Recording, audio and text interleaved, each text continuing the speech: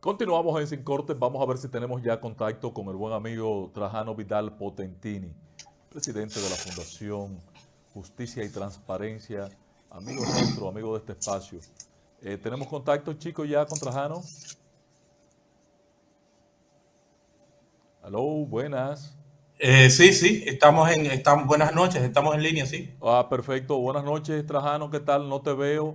Ahora sí, ahora sí. ¿Qué tal? Buenas noches, patrón. ¿Todo bien? Muy bien. Todo tranquilo, aquí en seguimiento ¿verdad? Con estos temas de tanta trascendencia para el país, como lo sería la aprobación de una ley de extinción de dominio. Todo pinta, doctor, que mañana hay ley. Bueno, se hicieron unas 36 modificaciones.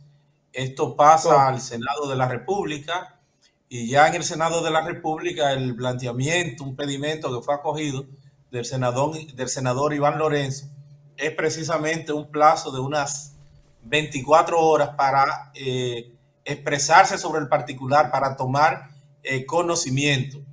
El conocimiento no tendrán en el mismo esa capacidad deliberativa, porque si hacen cualquier cambio, ya esto tendría que volver a la Cámara de Diputados y conocen ustedes que ya la legislatura se termina en el día de mañana. Esto significa que mañana tendremos ley sí o sí, como dijera el presidente en su momento. ¿Has tenido la oportunidad, Trajano, de hacer una, una tabla, un cuadro para ver las 36, 37 modificaciones que introdujo la Cámara de Diputados? Mira, hay muchas modificaciones que son, se pudiera decir que cosméticas, no tendrían esa trascendencia. Una de ellas es que te dice que no sería un juez de extinción de dominio, sino un juez de garantía. Eso significa, pues entonces el mismo juez de la instrucción. Otra de ellas viene dada en función de la eliminación del 3% que se había pautado como incentivo. El 3% a quienes denunciaran los casos con vocación de extinción de dominio. Otra de ellas es el tema de la prescripción y la irretroactividad de las leyes que lo saca o reivindica lo que es el artículo 110 de la Constitución. En alguna forma yo diría que se ha tratado de afinar muchas de las aprensiones que ya se habían planteado a nivel de la sociedad dominicana, sobre todo la clase jurídica, que había hecho pues un examen, un levantamiento y que había planteado varias inconstitucionalidades. Te puedo decir que también la aprobación de mayoría unánime que dieron los diputados pudiera servir para salvaguardar, para blindar lo que sería la inconstitucionalidad por el tema de la ley ordinaria o de igual forma orgánica. Digo esto porque aun cuando el Senado de la República fue enfático, el presidente, algo ¿verdad? Con poco precedente, Insólito, insólito, sí, algo insólito. insólito, aun cuando fuera enfático en este punto, no obstante todo ello, fue aprobada con una mayoría calificada. Y de Correcto. ahí que es lo que procura la Constitución, ese consenso alrededor de leyes trascendentes. Entonces, a mi juicio, creo que eso no vendría a invalidar lo que sería ese quórum calificado, que también a nivel de aprobación lo vamos a tener ya en esta segunda etapa, en esta segunda ronda. Entonces, a mi juicio, creo que eso está salvaguardado. No obstante, quien tiene la última ratio, quien tiene la última competencia, la instancia de cierre, es el Tribunal Constitucional. Esto es desde mi óptica. El Tribunal Constitucional podrá sobre ese aspecto y cualquier otro que se le pueda plantear posteriormente, podrá expresarse como lo entienda, como lo estime. Pero yo entiendo que ese aspecto está salvaguardado y que eso representaría Yo, yo el que tengo, yo tengo tendríamos una, una ley. yo tengo una contradicción contigo ahí, Trajano. Y claro, el jurista es usted, patrón, y con usted aprendemos todos los días, por eso le No colocamos aquí. obstante, reitero, yo no tengo verdad absoluta, ni soy juez del Tribunal Constitucional. Es un planteamiento, es un criterio que tengo y ese es Tu parte del criterio, tu quehacer criterio democrático. se acerca a la verdad sobre el aspecto, el aderezo de legitimidad con que se blinda la ley, cuando se vota prácticamente con la participación de todas las fuerzas políticas presentes. Eso le da un marco de legitimidad. Ahora, tenían que leerlo obligatoriamente como un mandato de ley orgánica, porque si no, no porque la mayoría de los votos, porque votaran los 190 diputados, la ley es orgánica. No por eso. Tenían que especificarlo. Y si lo único que podría salvar la situación es, en la Cámara de Diputados no se dijo ni que era orgánica ni que era ordinaria. Si la Cámara de Senadores mañana insiste en aquel desastroso planteamiento del presidente Eduardo Estrella en primera lectura y en segunda lectura, en el proceso pasado, en la etapa pasada, esa ley definitivamente será ordinaria y tendrá alguien que ir al Tribunal Constitucional. Mira, por eso digo que no tengo verdad absoluta. Es desde mi óptica, es el planteamiento que yo hago a la hora de hacer abstracción de lo que es el sentido, de lo que es el espíritu de la Constitución. La Constitución, más que el aspecto de forma verbal, la manifestación que pueda hacer Eduardo Estrella o que puedan hacer dentro del ámbito del procedimiento interno, a mi juicio creo que no sería lo que va a tomar en consideración el Tribunal Constitucional, sino el consenso que precisa la 2/3 parte, que estamos hablando de un 66% de los votos. No obstante, reitero, y en eso pues tú también tienes pues un derecho pleno a tener esta contradicción por demás atendible, y creo que esa es parte de la riqueza del debate, porque en definitiva esto quedará en manos del Tribunal Constitucional. Lo cierto es que se acogen la especulación que estamos haciendo ahora, porque habrá que ver cómo va a terminar esto mañana, pero si acoge el Tribunal Constitucional ese vicio de procedimiento de forma, se llevaría de paro la ley completa. Correcto. Que es lo que no quisiéramos. Lo que queremos es que tenga una ley que resista como marco general lo que sería pues una acción de inconstitucionalidad, de que perfectamente pueda el tribunal mejorar, afinar cualquier aspecto que a juicio de ellos, de la ley, no esté conteste con la Constitución. Pero no como el caso, por ejemplo, que nosotros protagonizamos en el 2015 con lo que fuera pues el Código Penal, que hubo que erradicarlo, después de haberlo aprobado, hubo que sacarlo completamente del sistema porque tenía un vicio de forma insalvable. Entonces lo que queremos es que la estructura, el marco general de la ley, pues quede ahí, y que si hay que hacer algunos ajustes en algún artículo, en algún párrafo, pues lo haga el Tribunal Constitucional, y con ello mejorar el sentido y alcance de la ley, darle un mayor afinamiento constitucional, que es lo que haría el Constitucional. Así que vamos a esperar que el aspecto de ley orgánica ordinaria, toda vez que se concrete con esta mayoría calificada, no sea la debilidad que la misma tenga para que pueda desaparecer de la legislación dominicana después de haber sido aprobado. Entonces, en los aspectos puntuales que la semana pasada tú compartías con nosotros, la Fundación, tú como jurista, como académico, ¿encuentras satisfacción en las modificaciones que introduce la Cámara de Diputados? Por ejemplo, ya no tenemos la presencia de la presunción de culpabilidad, sino de inocencia. Tenemos el tema de la no retroactividad. La ley no puede aplicarse a eventos ocurridos previo a su promulgación. ¿Cuál es tu apreciación al respecto de los elementos que podrían, adicionalmente a la votación en el Congreso, los demás elementos que podrían llevar esta ley a una consulta constitucional? Mira, yo tengo en mis manos ya impreso el documento. Estamos hablando de una ley de 161. No, estamos hablando de una ley de 107 artículos. Ajá. Una ley extensa, una ley que tiene muchos elementos, una ley que como fundamento base tendrá siempre esa limitación, esa tensión en relación a ese principio cardinal del derecho que se llama presunción de inocencia. Presunción de inocencia porque es un juicio al margen del componente penal, de la culpabilidad penal. Es un juicio, por eso se habla in rem, o sea, sobre los bienes. Y entonces siempre habrá ese delgado esa frontera muy pequeña, muy débil entre la presunción de inocencia y lo que esté planteando la ley en el enfoque, en el orden general. De ahí que la mecánica, la técnica jurídica a utilizar a nombre de, ¿verdad? En el proceso, en el procedimiento propio de la incautación, del descomiso, del juicio a los bienes, de separarte, de limitarte ese derecho de propiedad, de extinguir el dominio del mismo, siempre va a estar, si se quiere, bajo el cuestionamiento de la presunción de inocencia. Porque Claro. sin una condena penal, te van a despojar de bienes que una vez no lo tengan, lo habrán hecho porque están vinculados con el crimen grave del que eventualmente se te está acusando, ya sea corrupción política, ya sea narcotráfico, bueno, las infracciones graves y otros que están listados. Ese fue otro de los elementos también, en alguna Sí, forma. hay unos 6 delitos Sí, que que, no van a ser perseguidos.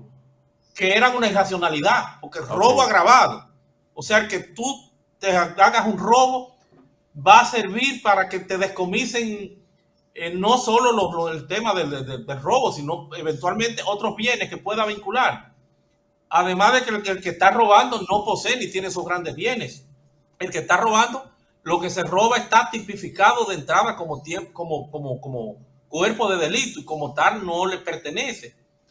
Y el que está robando no tiene las mejores condiciones. Ese es uno de los delitos, si se quiere, bagatell, uno de los delitos de poca monta, ¿verdad? Sí. El tema del robo aún se ha agravado de que sea con escalamiento, de que sean con circunstancias que van a agravar las condiciones en que el mismo se manifieste y será lo que va a subir la penalidad. Entonces, ciertamente, eso rayaba en lo irracional y como tal tenía que ser solucionado, esos delitos que han sacado. Entonces, yo creo que a grandes rasgos han afinado, han mejorado todos estos aspectos, fundamentalmente el del 3%, que servía como incentivo a quienes denunciaran esto. Fueron coincidentes los diputados en el entendido de que esto podía prestarse para una especie de fábrica de extorsión y como tal eso tenía que apartarse, eso tenía que salirse de esta ley.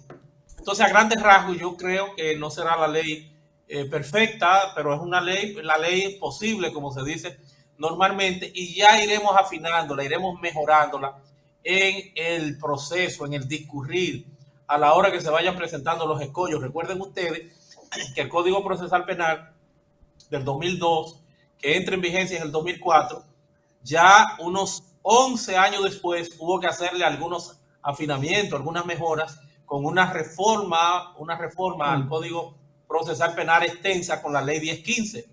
Entonces lo propio va a pasar con todas estas legislaciones porque son legislaciones tipo que hay que aterrizarla a la realidad, a la situación objetiva y particular de los dominicanos. Entonces vamos a ver a un tribunal constitucional que tendrá que hacer un trabajo de cirugía alrededor de algunos aspectos y también la misma jurisprudencia con la interpretación, la doctrina, cómo esa convergencia de fuentes del derecho tendrán que ir mejorando el enfoque y la capacidad de esto. No todavía, apenas logramos conseguir ya el documento que mañana estarían los senadores posiblemente pues aprobando. No sabemos qué pudiera presentarse porque reitero, si hacen algún cambio, si movilizan algo de lo que hayan hecho los diputados, ya eso va a servir para que no quede aprobada como ley, porque tendrá que haber esa convergencia, tendrá que haber esa uniformidad entre una y otra cámara. Aunque si no perime, Sí. podría quedar pendiente para después del 16 de agosto, que entonces en su tránsito a la Cámara de Diputados se conozca de nuevo. No, Pero lo otro es, y perfectamente el se puede una presidente, extensión de una legislatura extraordinaria y dar continuidad. Y en Correcto. este caso el presidente puede convocarla. el El presidente, presidente puede convocar una claro que, legislatura claro, extraordinaria. claro que sí, para que estos temas que han quedado de urgencia ahí en el tintero, pues se le dé el seguimiento correspondiente y pudiera ya en los próximos días dar continuidad a lo que sería pues este ejercicio en el que todos estamos pues en un seguimiento especial y permanente. Entiendo entonces, Trajano, que la fundación dejaría en suspenso ya la posibilidad de ser protagonista en una iniciativa en el Tribunal Constitucional? Mira, la Fundación ha sido un testigo de excepción de todo el proceso de discusión y, por qué no, hasta de apoyo de la misma ley. Lo que no estaríamos nosotros es como protagonistas del seguimiento a que la ley sea, en este caso, sacada, despachada por completo. Si hay algún afinamiento que nosotros entendemos atinado, que entendemos al lugar en beneficio de la propia ley, ciertamente pues participaríamos, pero no para extirparla, no para impedir que la misma entre en vigencia, porque a juicio nuestro, y reitero, y tú muy buena aclaración has hecho, a juicio nuestro, creemos que ha cumplido con el voto constitucional desde el punto de vista no de lo legal, sino de lo que propugna las ciencias políticas, que es el arte de lo convenientemente pactado, o más que todo también de lo que alcanza esa legitimidad por esa mayoría que entendemos nosotros estaría refrendando todo este proceso. Entonces, para nosotros eso quedaría subsanado y no articularíamos ningún proceso alrededor de que no contemos con una ley. Lo que sí pudiéramos ir al tribunal, pero a mejorarla, a afinar algún aspecto que todavía no manejamos, no conocemos y que pudiera entonces resultar perturbador. Desde ya vamos a estar leyendo, vamos a estar analizando esto, vamos como fundación pues a participar de un periplo importante, tratando de enseñar, tratando de llevar el conocimiento a todos los abogados, conjuntamente con el Colegio de Abogados de la República Dominicana, para que se empiece a digerir, para que se empiece a manejar todo este novedoso proceso que tendríamos nosotros, siempre haciendo acopio de la experiencia comparada. Por eso estaremos en el mes de septiembre en Colombia haciendo pues un diplomado, un curso especialista, una estancia internacional sobre la temática de la extensión de dominio frente al modelo constitucional, que es hoy por hoy lo que siempre tendrá una tensión importante a analizar y siempre a ponderar y a buscarle el equilibrio. Trajano, una cosa, cambiando de tema, no sé si has tenido la oportunidad, yo sé que tú has estado concentrado en el seguimiento de este caso, de ver el caso de que ya se ha modificado la ley eléctrica del país a los fines de eliminar la CDEE.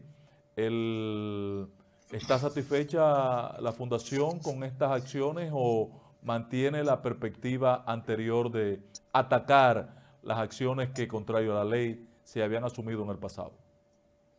Bueno, es que no es una perspectiva anterior, es una perspectiva presente y que está pendiente de fallo en el Tribunal Constitucional de la República Dominicana. Yo he dicho y lo reitero ahora, de que en matemática el orden de los factores no altera el producto, pero eso en matemática. En derecho es todo lo contrario, todo tiene que estar investido de un régimen, de un principio que se llama legalidad, un principio, un valor que está consignado en nuestra Constitución, el principio de legalidad, y como tal tú no puedes los bueyes delante de la carreta.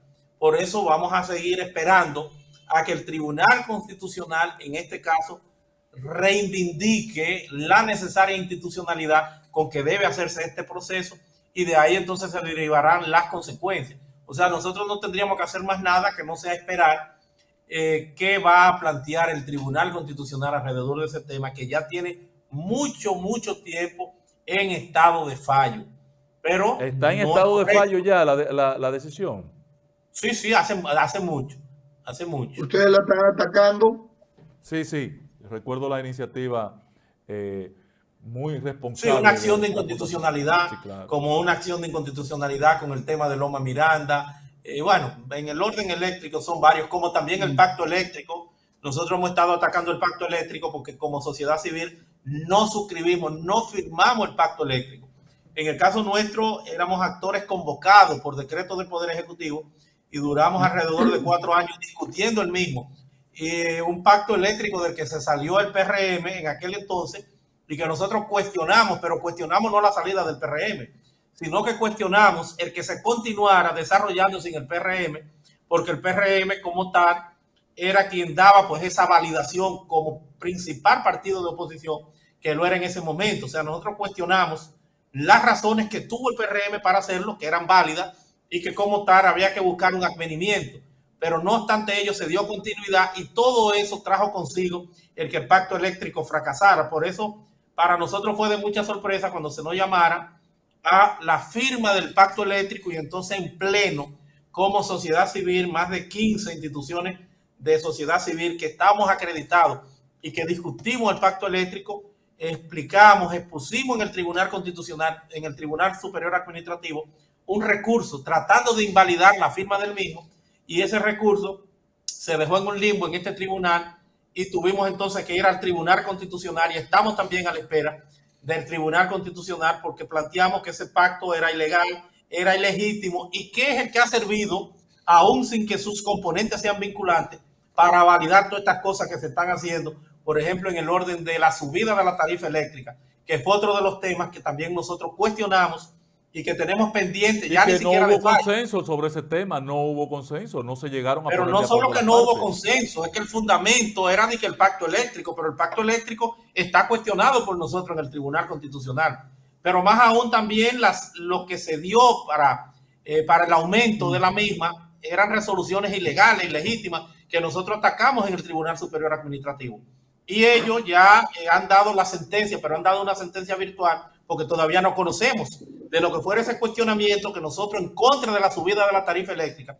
Y en el momento nosotros advertíamos que esto iba a traer consigo una especie de estallido social y dijimos que era un favor que le estábamos haciendo al propio presidente de la República, porque eso no se iba a soportar, eso iba a ser insostenible. Eso lo hicimos desde noviembre del año pasado, que fue cuando se advirtió ya el inicio de lo que serían pues esta subida o las amenazas a partir de resoluciones que nosotros cuestionamos. Y hoy han tenido que darnos la razón. Vamos a ver qué dicen las sentencias que deben darnos en los próximos días, porque virtualmente ya la han leído, pero no la conocemos. Ok, excelente. Bueno, ahí está la impronta de la fundación que dirige. La verdad que yo me identifico cada día más, Trajano, con esa labor que ustedes vienen desarrollando. Termina la legislatura, ¿tienes tú algunas expectativas con los temas pendientes? Apenas parece que va a salir de esta legislatura este proyecto de ley de extinción de dominio, todo lo demás quedó en el tintero. Así será porque este es el buque insignia del quehacer mediático, esto es una ley trascendente, esto es una ley que tiene un componente geopolítico. Si tú observas en lo que serían pues los mismos considerandos, uno de ellos te dice, y ya nosotros lo habíamos planteado, lo habíamos reiterado, sobre todo por nuestra experiencia como testigo de sección del proceso de lo que fuera la ley 155-17 sobre lavado de activos, que en esa oportunidad nosotros fuimos como sociedad civil parte de la comisión que estaba discutiendo todo esto y recuerdo que uno de los planteamientos de las 40 recomendaciones del GAFI, ese organismo internacional, interestatal, bueno, porque está compuesto... Había 3 leyes allí encadenadas que tenían que aprobarse. Este proceso intergubernamental, en una de esas 40 recomendaciones, hacía mandatorio el que la República Dominicana tuviera que tener en su legislación el proceso de extinción de dominio. Y entonces, ¿cómo se pudo cotejar, cómo se pudo cumplir con ese aspecto de que lo teníamos en la legislación y que como tal no tenía que estar considerado en ese momento, porque el artículo 51, numeral 5 de la Constitución, pues hace el planteamiento de que se prevé la extinción de dominio y como estaba en la legislación no había que hacerlo. Pero eso te dice que es una ley con raíces geopolíticas sólidas, fuertes, y que es el producto entonces, si no de una imposición, por lo menos de un compromiso en el orden internacional que debe ser observado por la República Dominicana. Por eso hemos visto cómo países hermanos, países que colaboran, interactúan y participan de la lucha en contra de la criminalidad organizada, sobre todo la transnacional, como Estados Unidos, en el caso concreto, pues, ha estado haciendo este pedimento, porque el mismo facilita un juicio a los bienes, el mismo facilita que al margen de la condena penal se puedan pues descomisar con carácter definitivo ya bienes que sirven al crimen, a la delincuencia organizada, para seguir aceitando sus estructuras criminales, aún estén pues bajo los efectos de una prisión en cualquiera de pero las te hice la pregunta, Trajano, porque la verdad que a mí me resulta inmoral ver cómo nosotros aprobamos con las características, con la voluntad política manifiesta para aprobar esta ley, con la que estamos de acuerdo totalmente. Sin embargo, una ley como el Código Penal no se manifiesta la misma voluntad y la sociedad necesita hoy tanto o más ese Código Penal que esta ley que tenemos de extinción de dominio. Porque con esto evidentemente que más, esto es lo que se va a politiquear ahora. El Código Penal es la estructura base. Fíjate que esta ley, y que es uno de los cuestionamientos que se pudieran hacer, esta ley trae consigo tipos penales que ni siquiera existen o que no están configurados de forma genérica en nuestro Código Penal, sin que le dé, por ejemplo, el sicariato. Sí. El sicariato no lo tenemos, no tenemos la definición, no tenemos el proceso, no tenemos el desarrollo, no tenemos la configuración del actor intelectual, que lo que aparece es como un cómplice. Y esta se está adelantando al mismo Código Penal, o sea, no guarda esa relación. Debió haber sido primero el Código Penal para dar las bases, la estructura y el sustento de muchos tipos penales derivados que hay aquí, que no están en el Código Penal ni en otra legislación, y que no tienen la configuración base necesaria para que el mismo pues sea comprendido, sino que habrá que dejárselo a la doctrina y a la jurisprudencia. Bueno, gracias Trajano, un gran placer, patrón, tenerle siempre en esta escena, y a usted por hacer el sacrificio y compartir este momentico con nosotros. Bueno, gracias a ustedes. Ley mañana. Bueno. Tendremos ley mañana.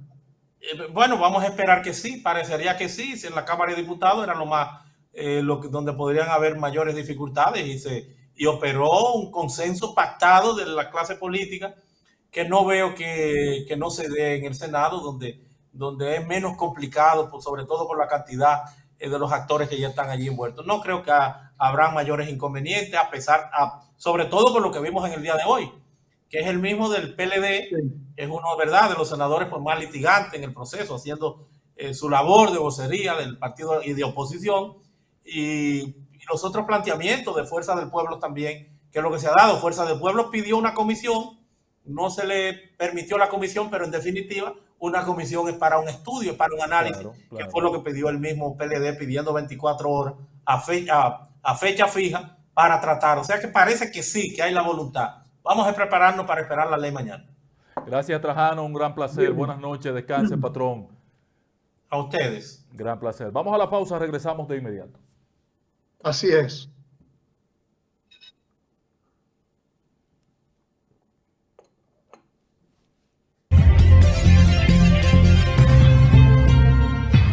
Comunícate con nosotros y síguenos a través de nuestras redes sociales.